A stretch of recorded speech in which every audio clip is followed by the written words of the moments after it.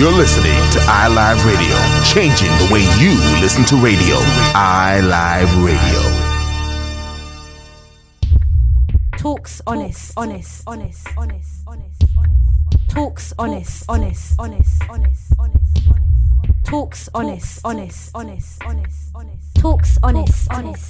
Talks honest. Hello and welcome to Talks Honest. You are tuned in to iLive Radio UK, changing the way you listen to radio. I'm your host, Miss Law, and this is a platform and an opportunity for you to discuss topics never spoken but often thought of. You can connect with us by contacting 0208 638 8503 or www.uk.iliveradio.com. What if we spoke honestly? What if we spoke honestly? What if we spoke honestly? What if we spoke honestly? What if we spoke honestly? What if we spoke honestly?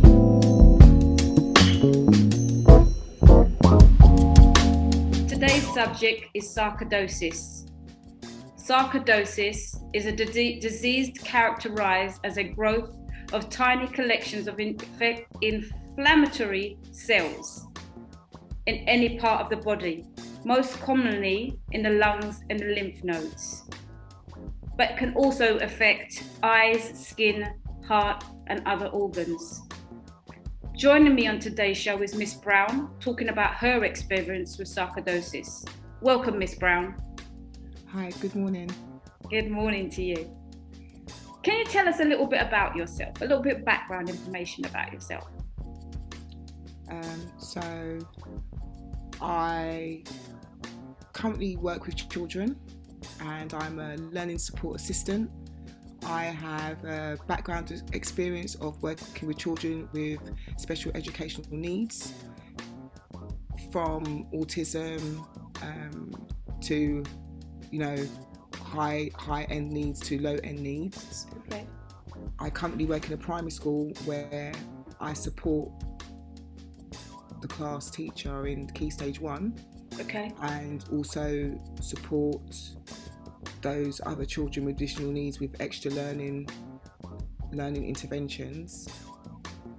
Before that, I've I've had many different roles. I've worked in admin, I've worked in banking. I've done quite a few things, but I do totally have a love for working with children. Okay, can you tell us a little bit about your background, like where you were born and where your family originate from? Okay, so I was born in the UK. Okay. And my family are Caribbean, both Caribbean backgrounds. And I've lived in North London all my life. Okay. And gone to school in North London, and yeah. So you're currently an individual who has sarcoidosis. Yes, I do. And can you tell us and the listeners how you came to learn that you had sarcoidosis? Okay, so I didn't actually know I had it. I thought I had, sometimes people get stars on their eyes. Okay. So my sarcoidosis started off in my eyes. So I had 2 lumps in either, both my eyes. Okay. And when I was with my partner at the time, we went to the hospital to find out what it was. And so I had to have them cut open and the fluids removed. They did a biopsy. Okay, so when you went to the doctors, you weren't aware that you had sarcoidosis. No. All you had was lumps in your eyes, which were fluid after having having been examined and stuff like that, right? Yeah. So my first signs or symptoms was the lumps under my eyelids. Okay. So, sorry, Miss Law, but as somebody, I wear glasses. Right. So, and also I wore contact lenses. So at the time, I didn't know whether it was effect of maybe the contact lenses. You know that sometimes people get dirt in their eyes. However, Yes. this were in both eyes. Right. So it caused a bit of concern. So obviously you've gone to the hospital. They've treated you with regards to that. What happened from then onward? I lost my sense of smell for a whole year. I couldn't smell. I mean, when they took out the things, I couldn't see for a couple of days because obviously I had to have my eyes closed where they cut it, and obviously you didn't want to touch it and things like that. I suffered from being really fatigued and tired.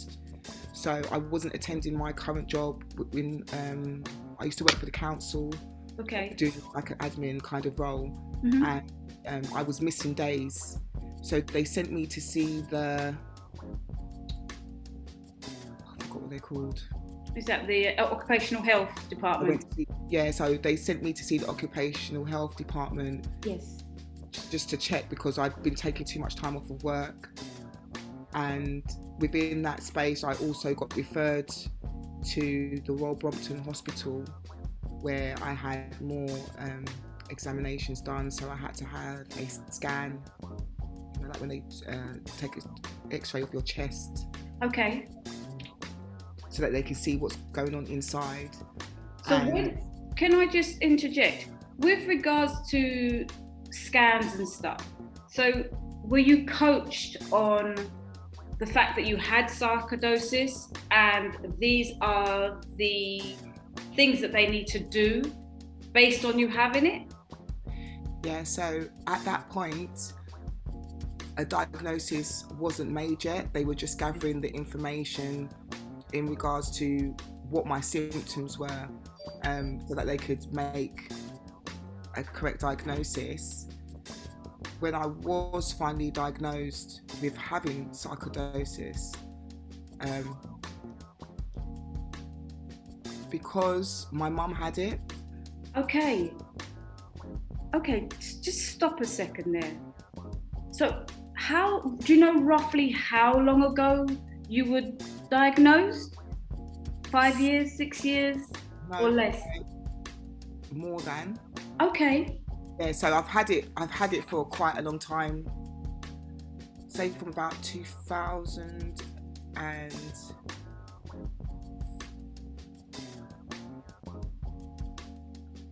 it's either like 11.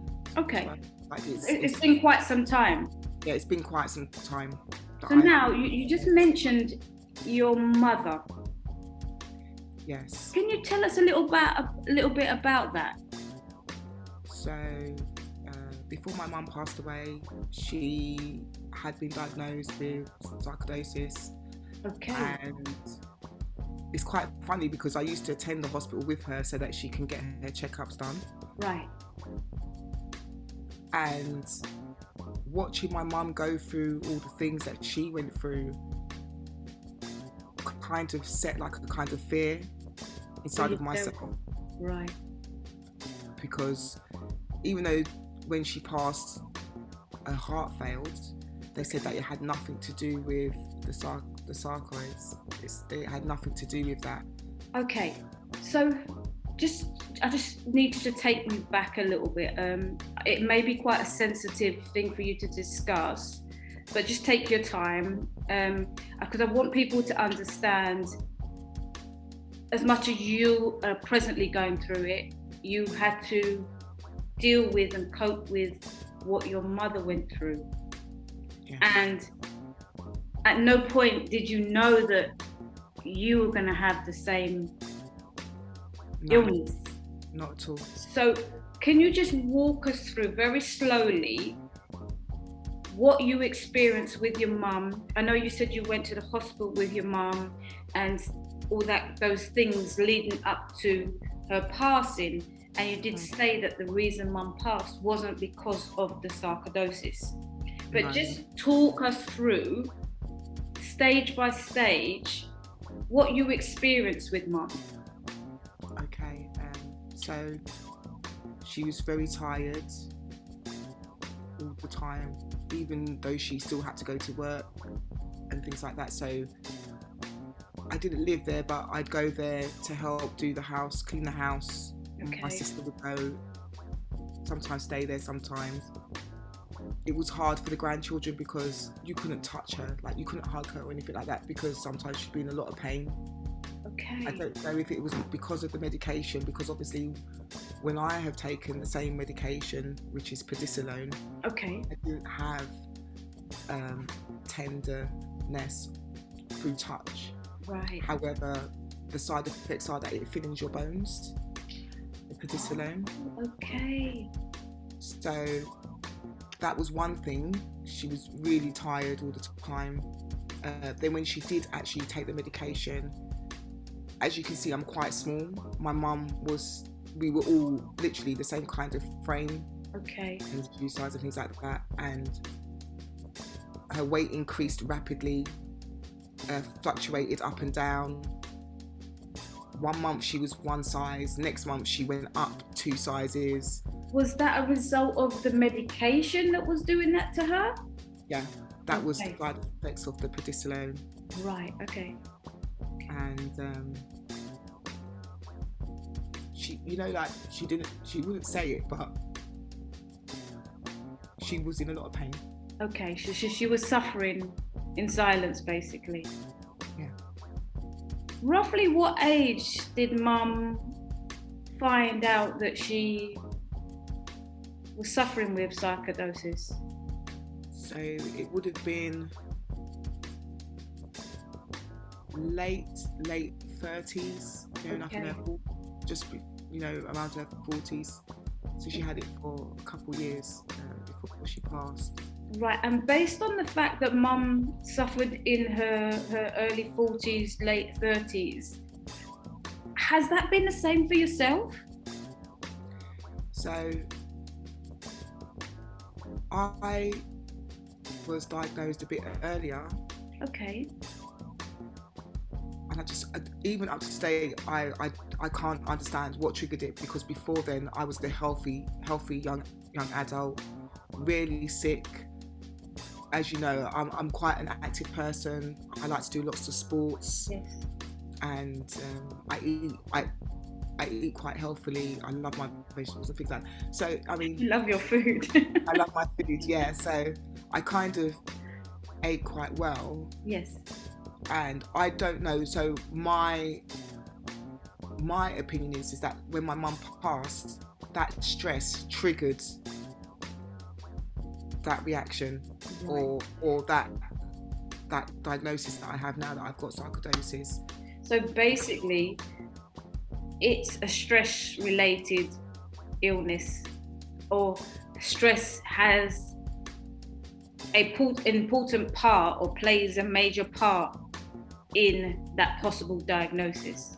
Yeah, I do feel that stress or a trauma within your normal life can actually trigger things that are underlying that have not been set off yet. I completely agree. Yeah, it might have been that I did have it. It might have been dormant.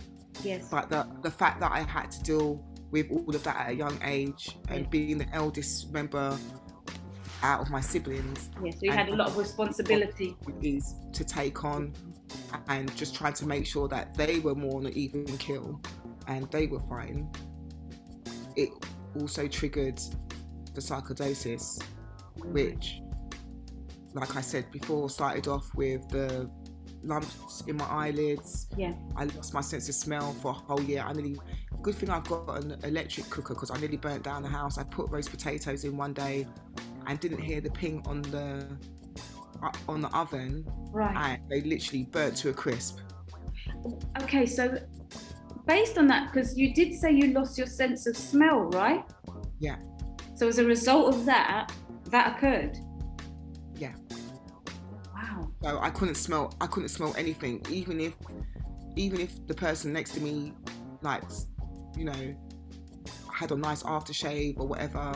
Yeah. I wouldn't be able to smell anything. I couldn't smell the food. I don't know if it affected my taste as such, but like they're all connected. I had lumps behind my ears where my glands were swollen.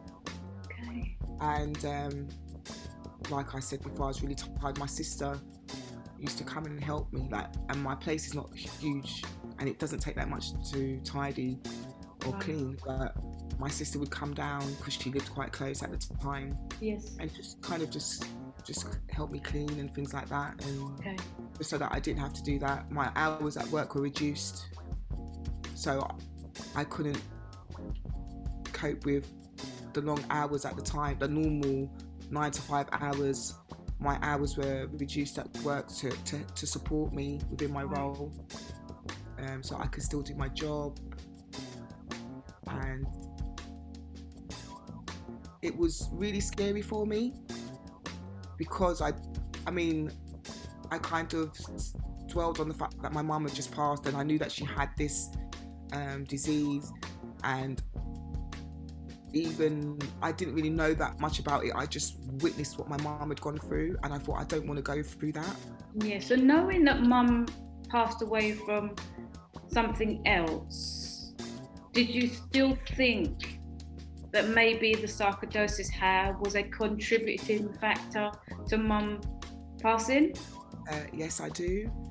And even up to maybe a couple years ago, I know this might sound a bit worrying, but I thought I was going to die because my mum passed so early. So I thought, oh my God, that's all my lifespan. I'm only going to live until that point. That point, because my mum passed at that point. Yeah. And you kind of, when certain symptoms start to happen, right, like you can get really scared.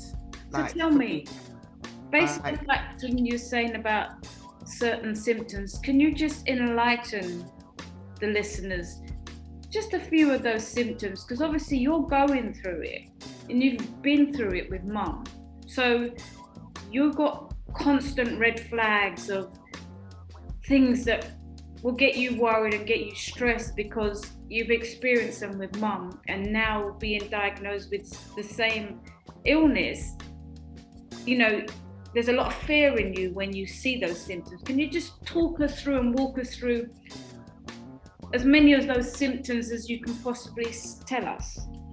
Okay, so when I went on the prednisolone, I went from being a size 12 up to size 16 within 3 months. Okay. And I was unrecognisable to myself. If you look at pictures, people are like, who's that? I'll say that's me. They're like, no way. So it can be quite depressing because you've got no control over anything. Right. You're buying clothes and they don't fit. I know it seems like the littlest thing, but it impacts on you quite a lot. Yes. I suffer from depression because of the medication. Okay. And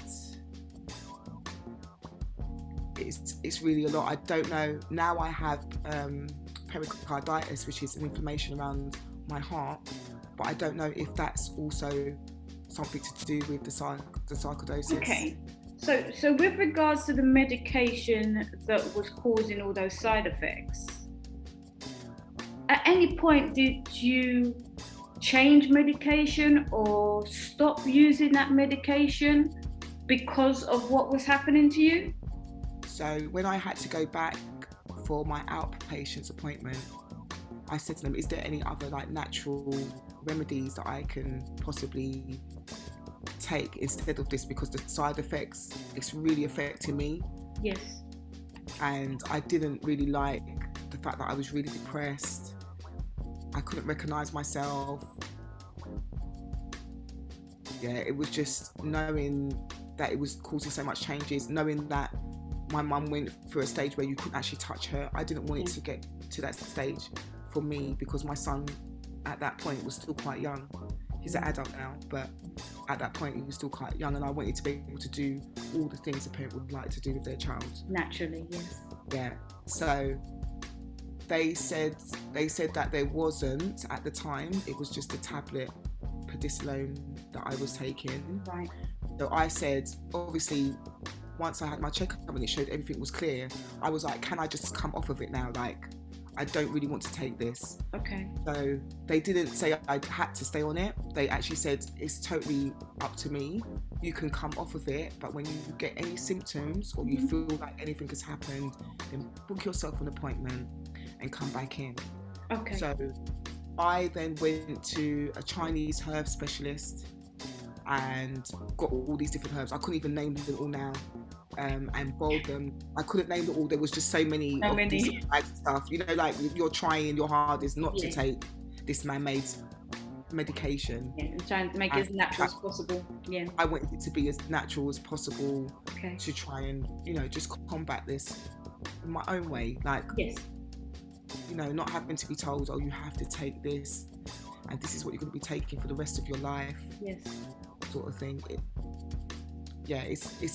It's quite upsetting, like I said before. Yes, which is natural. Yeah, so I started taking all these natural herbs and things like that, boiling it down, and I don't know if I saw any difference, but psychologically in my mind, you felt that you were dealing with it differently. I felt that there was a difference. My weight had gone back down. Okay. So you saw change. You saw change. I saw change. And I think it was a couple of years ago, I had a bit of a fright because I actually do not take no medication at all now. Because as far as I was concerned, before I was taking that medication, I was healthy. I was fine. I lived a healthy life. Yes. I was hardly sick. Yes. And I didn't know whether... I didn't feel that the medication was making things better because the doctors actually couldn't know. They didn't know exactly what this was at the time because sarcoidosis was a new thing when I got it and my mum had it. This was a new illness as far as I was aware. So they were doing lots of research behind it and stuff. Right. And so I felt like a guinea pig. Yeah, so which would be natural. Yeah, and so I didn't want to take that medication and feel like, oh, you guys are experimenting on me to find out exactly what is going on. And I know they had to do their research, and I know they said that it was majority of black ethnic groups that suffered from sarcoidosis. So what was your experience? What was your experience with that? Because obviously attending hospital, you know, seeing specialists and trying to deal with the whole process. Did you find it was predominantly black people or people from ethnic minorities that were there at the hospital, or was it a cross section of people? To my surprise, I don't know, because if sarcoidosis is associated with heart and lung disease, but there was a lot of white ethnic backgrounds there, elderly white elderly people there. When every time I went for an appointment, like, I hardly saw somebody of my own age. I think maybe once or twice there might have been somebody that was my age, but I felt like the youngest person there that had caught something that didn't know why I'd actually got this diagnosed. This diagnosis. And the first couple of times when I went, you know, it kind of gives you like anxiety. Naturally, They're not knowing and what they're going to tell you next. Yes. And is it going to get better or is it going to get worse? Yes. And so, like I was saying before, I stopped taking it totally, and I was doing my own thing, just taking these natural herbs that I'd got from this Chinese specialist. And then after that, I just stopped taking everything altogether, and I've just been living my life as normal. However, so the point where you stopped taking the medication that was prescribed to you, you've now gone for a natural remedy,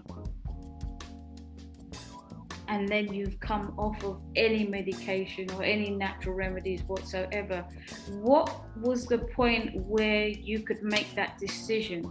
Because obviously, knowing that mum had the same illness and saw her suffer and go through certain stages, something in your mind or your thought process made you take those stages to the point of taking no medication. So what was it? What was your drive? What was your determination? What was it that made you feel, I'm done with the medication, I'm done with these natural remedies. Do you know what? I'm going to fight this. This is what I'm going to do. I think it was that I felt myself when I wasn't taking all those things, and you don't know what's going to be around the corner, so you just got to live your life the best that you can. And I think it was just that, like, because I was so anxious that I was going to pass away as early as my mum did, like in her early 40s. I am now in my early 40s. I'm getting to that halfway mark, and it's just like, this is great. Like, there's less of a fear that what happened to my mum, because it was so sudden, unexpected, is going to happen to me. Right. So you've seen change, or you've made change come about because having dealt with mum's situation and illness, you learned from it to the point that you were able to apply different things in your life with the possibility of bettering your chances. Also that, but my mum was somebody that lived life anyway. Okay. So she made sure that she travelled a lot, she experienced certain things, and I think those kind of foundations, those kind of things that was implemented in me from my mum, or things that I've seen that my mum did to kind of keep herself in I would say a happy place, just feeling good within herself. I kind of tried to make sure that I kind of, in that part of it, repeated it or replicated it in my own way that I live now. I mean, it's hard, it's different for everybody, because I know I've got friends that do actually have it and take the medication. They've gone from taking the actual tablet to there's now an injection of prednisolone that you can get. And what has their experience been? Well, I know one of my friends, her weight has fluctuated up and down. Also, you know, you feel really low. Like, I can't explain how low you feel and how unlike yourself, like, taking this medication can make you feel. But I suppose for everybody, the side effects are different. So I can't, do you get what I mean? But I can relate to similarities with my friends, and my friend's mum also has it. And sometimes I think at the early stages when she had it, the fatigue, the tiredness, when I mean you cannot move, it's like you cannot move. Even if you try to lift your arm, you can't lift your arm. It's just, you couldn't lift parts of your limbs, you just couldn't lift just yourself, your own body weight, which is, you're supposed to be able to carry your own body weight, and not being able to do that is, you know, what how do you feel? How do you react? You cope. So, I mean, now, like I was saying, I don't take any medication like that, but that's my choice. However, I know that if I need to go and get a checkup, like there was one time when I was sleeping and for whatever reason, my chest felt so tight, like someone was sitting on my chest. And I couldn't breathe and I was struggling to breathe, and that was one symptom that I never had before. So at that point, I rushed and made an appointment at the Royal Brompton. I actually walked in, they told me I can't just walk in. I have to make an appointment because I was that anxious. And when I spoke to the receptionist, she said, okay, our next appointment is at this point. And when I came back, I think one of the habits that I did have, which was a negative habit, was that I smoke. It's not good to smoke. It doesn't help. It doesn't help you. It really doesn't help. So for those people, like, I know my friend used to smoke. She doesn't smoke now. So one of the things that I would say to people, if you are diagnosed with sarcoidosis, then don't smoke. It doesn't. It even though it might be something that you think you need in your life, it doesn't actually help with your symptoms. And I know that it's a bad habit, but if you could kick it, then definitely it's worth you trying to kick that habit, because that also contributes to the side effects and what's happening inside. So you're no longer on medication. You haven't been on medication for quite some time.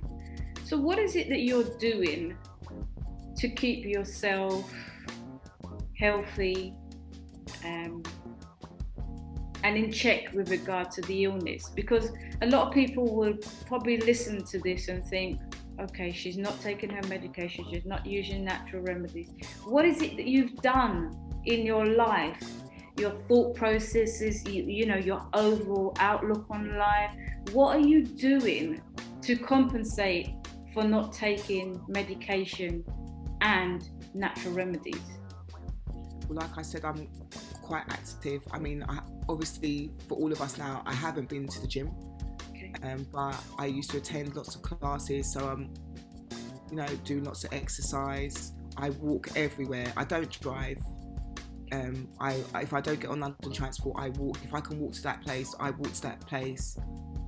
And within my work, I'm outside a lot. I just think just the natural things that you surround yourself by. I might not be right in what I'm doing, but it's working for me. Yeah. Well, it's been said that walking is really good for sarcoidosis, believe it or not. Any kind of physical exercise is a benefit to you. So it's very unusual for somebody to be on medication, go into natural, when they take that natural thought process to say, I'm just going to keep myself active. Yeah. And not know as much about their illness. Because a lot of times, even though we may be diagnosed with something, sometimes the amount of things that you have to read and consume makes you even more anxious.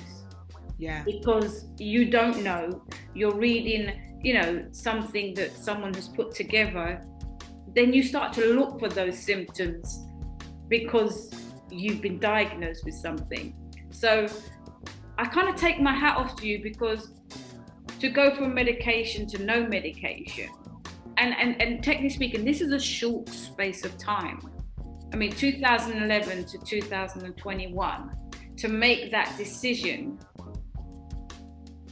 not knowing what the outcome could be, knowing that mum did pass away, but not necessarily from that illness. However, not knowing whether that illness could have had contributing factors to the loss of mum.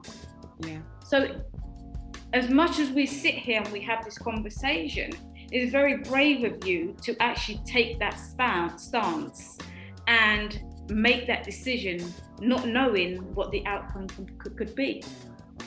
Yeah, I think you just got to live your life. Life is too short. You just got to live it, and live it the best way that you can, and do things that you enjoy and you love. So I love working with children. Yeah. I'm recently doing something really great by doing my own little show for children, which I'm loving doing right now. And so I'm keeping myself occupied. I know that when I wake up in the morning, I'm thankful that I've woken up Yes. the next day. That's enough for me. And knowing that I'm doing good for people and helping people, Yeah. that is more than enough for me. So it's I kind know. of giving you a purpose in Yeah. life, where as much as you're going through, you feel the need to aid and help and assist people to stay positive, stay in a good place, and strive on. I mean, which is, as much as you're still going through what you're going through, you've really taken a completely positive approach to it, despite what you're going through. Even though it's not as bad as it has been, but you're the reason why that has got better, because you've taken that stance and you've taken that stand to make change. Yeah, I think I'm quite, is it an optimist? I always look for the positive in everything. It doesn't matter. It could be the worst case scenario. I'm always saying, but maybe, or it's possible that such and such and such and such. So I kind of always look for the light within the tunnel. Yes. And know that there's going to be, there's going to be an end to this situation. It's just finding your way through it. And I think the way that I've dealt with it is just my way of finding my way through my circumstances and trying to deal with it the best way that I can. Yes.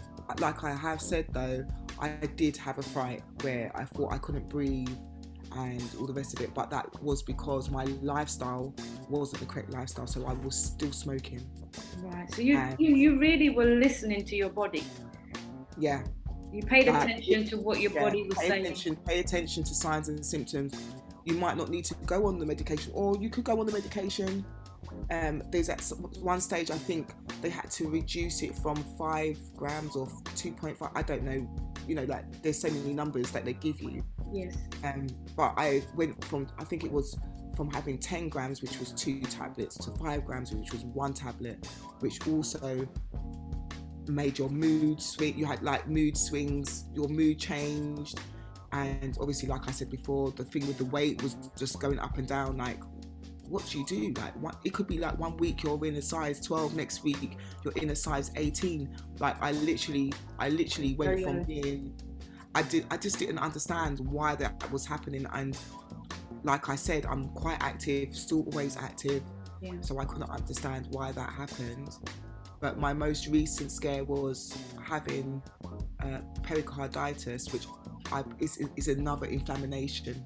So that's an inflammation around your heart. So okay, can you explain that a little bit? So it's like a kind of pain in your chest. Mm-hmm. You cannot lay down. So I had to sit up and sleep. I had to sit up and sleep for a whole week. Position my cushions and sleep, because as soon as you lay down, it was like a sharp pain. Like I thought I was having heartburn at one stage. Then I thought, oh my God, I'm having a heart attack. But it was none of those things. Like it was none of those things. And when I went to the hospital, they put the ECG. I had to be scanned on the ECG. Yes. And it was just an inflammation around my heart. So what I do for things like, so now I eat lots of anti-inflammatories. Right. I don't have to take prednisolone because I know what food to take. Right. I know what food to eat. So I eat lots of blueberries, raspberries, strawberries, all those actual fruits that people eat every day are actually anti-inflammatories. Yeah. So, I mean, if you do suffer from inflammation, I would suggest that you look at food and your diet and things that reduce inflammation. You don't necessarily have to go on medication to do that. Those are the natural resources and foods that we have access to every day that we can just go and buy for ourselves. And yeah, changing your diet does really help. Yeah. You know, and eating more fruits and drinking lots of water, and which I struggle with and still struggle with. I do try now. I'm not gonna lie, but I do struggle with drinking lots of water. Does flavoured water contribute to it? I mean, as much as you say you struggle with drinking water, can you put fruit in your water? Can you put cucumber in your water? Can you put... I put like lemon and lime. More times lemon. Fresh lemon, which is really nice. The other day when my colleagues were talking, we was having a conversation, and one lady said, oh yeah, she used to be very bizarre. She used to have rosemary in her water. I was thinking, well, these are things that we do anyway. So for that person, it was unknown, but it's something that you can do. You can just put mint in there. It's, you know, it's all natural, just to change the taste of the water, because some people don't like drinking water. Indeed. But that was one thing my mum also had to drink lots of water. Right. Lots of water. And obviously eating healthily, lots of fruit, maybe cutting out certain meats. Yes. Like, so this is not hereditary. I just need to put that out there. I need to, because hereditary. Right. Which was surprising for me when I first got diagnosed, and I asked, is it hereditary? Because obviously I knew my mum had it. Yes. And they were like, no, it's not. No, it's not, Miss Brown. No, it's not hereditary. And I was like, this cannot be. Like, my mum had it. And I don't know whether it's just that they hadn't done enough research or didn't have enough information. But even if you check on the website, they will turn around and tell you that it's not hereditary. So what is it then? What triggers sarcoidosis? Because there was nothing wrong with me beforehand. Like I said, I was a healthy, active young lady, and I really do believe trauma and stress was something that triggered this dormant illness inside you. Illness that I have. But it hasn't changed me as a person. I'm, you know, as you can see, I still smile every day. And so, being that happy-go-lucky individual, always smiling, always feeling on top of the world, when you do have your lows, how bad are your lows? it depends on what it is or what's triggered it, or sometimes you don't even know what's triggered it. Okay. Sometimes my lows can last for 2 days. Okay. And I don't want to get up, I don't want to do anything. I don't know what set it off. Right. But what I've kind of set myself to do is by the second day, I'm like, you need to get up. Right. And I push myself. Like, it can't last for more than 2 days, otherwise I feel like I'm in danger of my own self, like in the sense of I'm letting myself go down in this pit. Yeah. And I don't want to be down there. Yeah.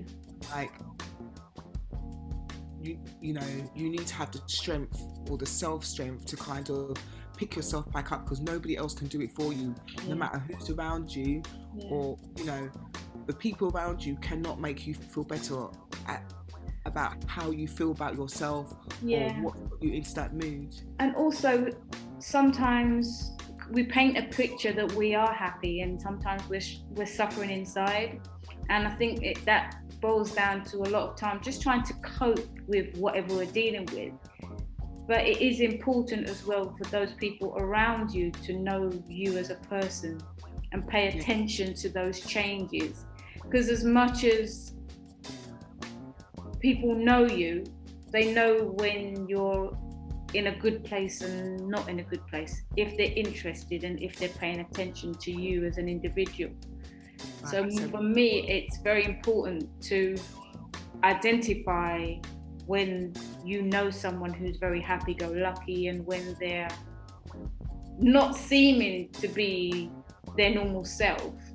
Pay attention to those kind of things, because sometimes they are cries for help, but that person won't necessarily ask for that help. No. So my sister, I love my sister, but my sister knows when I'm going through whatever it is. Like, I can still be active, going to work, doing whatever, but for whatever reason, my sister has this kind of sixth sense where she knows, and my sister's got a key, so she can just come in my house when she needs to. So sometimes she just turns up and I'm like, oh, I'm so glad you turned up today. And she'll be like, sis, come on, let's go out or do whatever. And I don't have to say anything. Yeah. I don't have to say, oh, sis, I'm feeling down today, or I'm just not in a good place. Yeah. You know, it's very important to know that you have that support. And sometimes not knowing that you have that support it's like a blessing in disguise, because sometimes you can feel so alone in your headspace and not realize that people are looking out for you and do have your back. And as much as they don't know what you're going through, they know something is not right. Yeah. And having that opportunity for your sister to just show up, it's like your saving grace when she does do it, because she has that sixth sense, you know? Having those people that talk to you on the telephone and say like, what's wrong? And you're like, nothing. And like, what's wrong? Nothing. I'm good. Yeah, you try to play it up like, oh yeah, I'm great. But you have to appreciate as well when you have those kinds of people around you that they see you, they know you. Yeah. They may not know what you're going through, but they sense something is wrong. Yeah, they've got really good timing, those people that really know you. And sometimes they know what you need without you even knowing what you need. Exactly. So it could just be them just turning up. Like when my sister turns up, it's good. Sometimes it's good. Yeah. She comes. She knows what to do at the right times, and she's there for you. She knows, like, sometimes I can be in a house full of people, but I want to be on your own. Yeah. And before, at the beginning, she was like, why are you doing that for? Like, but now she's got more understanding. Like, just sometimes, for whatever reason, you know, you feel a certain way. Yes. And you don't have much control over it, but I feel that so it doesn't affect other people, I kind of take myself away until I can get myself back into that kind of space and be like, oh, hi. Yeah. And I know, like, people might say, oh, but that's just putting on a facade or just putting on a thing, but it works. It works for me. It keeps me on an even keel. It doesn't mean that I don't deal with whatever it is that might be going on, or just the timing's not right. It's just when I need to know when to deal with that, and maybe when I'm around people, sometimes it's not a good time to do that. I need to do it in my own space. Yeah, you need a clear space, meaning no noise and stuff like that. Yeah. You know, this is quite an eye-opener for me, because obviously I have never known anyone to have sarcoidosis. Having known you for a number of years, you know, like you said, you're a very happy-go-lucky individual, you know, the life of the party. If anything, I would be the one who would be, not the life of the party, but with your energies and your strengths and you being the person that you are, you keep the spirits up. Yeah. And I commend you for that, because a lot of times people are going through things, sometimes mentally, sometimes physically, and you don't necessarily need to know what they're going through, but you need to identify change in that person. Yeah. And when you see that change, address it. Don't just say maybe that person's having a bad day or they're not in a talkative mood. Sometimes they just may need a hug. Yeah. They just may need to sit down and listen to some music with somebody that they feel comfortable with. It's those simple things that make the difference. But they may not make a difference to me, but to you, they may mean a lot. And do you know what else is nice? I know it sounds like, I don't even know if it sounds weird, but it's nice to know that there's other people going through the same thing that you're going through. Yeah. And they're not just, for me, it's not strangers, it's actually people that I know, like my friend, like I was saying, my friend's mum, who's known me since the age of 13, and knowing that she actually has the same thing as myself. It helps. It helps to know that if I do need to go and speak to somebody understands. Someone that understands it, can say, actually, this is what I did because I'm really trying to avoid going to the doctors and going to the hospital for them to put me on something else. Yeah. And be testing out whatever, because they don't actually know if it works. I don't, like I said, I don't want to be a guinea pig. I don't want to be the test dummy. I don't want to have to feel like that's what they're doing when they're prodding and they're making you go through all those things because they need to find out what exactly is going on. Yes. So I'm happy that I'm an outpatient. That means I have control over whether I go or not. Yes. And if I feel that I need to go and get checked out, then I go and get checked out, and there's nothing with it, and then I tend to take the steps. Once I've been seen, I then take my own steps on how I want to deal with it, which means that if I decide, yes, I'm going to take that medication just to see if it works or not, then that's my choice. If I then don't want to do that, then that's also my choice. But I have control over it. It doesn't have control over me. Yeah. And I think that's the most important thing that I kind of have learned from this, is that I've not allowed it to take control over what I can and can't do. Excellent. I've taken control of it. Yes.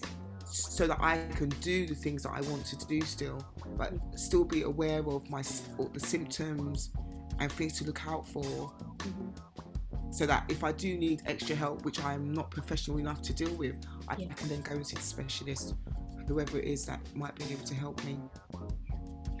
If there were any final thoughts that you wanted to share with other people who are suffering with sarcoidosis, what would those thoughts be? I would say pay attention to your symptoms. Don't just overlook it, because sometimes people are like, oh no, it's just a little something, I'm just going to leave it. You might be at the early stages of having it, and they say it's best to catch things early. I went as soon as I found out, or as soon as things were not right with me, with like inside and outside, I went and I sought professional help. So any kind of little symptoms, if you're unsure, get them to do a thorough check. If you kind of suspect, get them to do a thorough check so you know exactly what it is that's going on with you, and then make your decision. What works for you? Yes. Do you need to be on the medication? Is there a natural way that you can do it? Like, for example, like I said, I'm very active. I do lots of walking. I walk a lot. I eat healthily. I try to eat things that help or combat inflammation. So I eat lots of anti-inflammatory foods. Do your research. Find out what foods help with that. Yes. Drink lots of water. Even though it's hard for me, I still would encourage people, drink lots of water. Yes. It's not going to harm you. If you want, you can put things in it like lemon, mint, those things you can grow in your garden, rosemary, and just be open to the support that you're going to get from friends. Don't shut everybody out, because you're going to need people around to support you. Like when I was feeling fatigued, I needed someone to come around and help me tidy. It's not about being prideful. It's about knowing that you need help, and don't give up and just think it's the end of the world. Keep pushing forward and do whatever makes you happy. And that's what I do. I mean, I spread love and I give love, and I also give love to myself. That's truly awesome. Thank you very much for joining on today's show. Today's subject was sarcoidosis. My guest was Lisa Browne, who has been suffering with sarcoidosis. I'd like to take this opportunity to thank you for listening to today's show. Good night and God bless. What if we spoke honestly? What if we spoke honestly? What if we spoke honestly? What if we spoke honestly? What if we spoke honestly?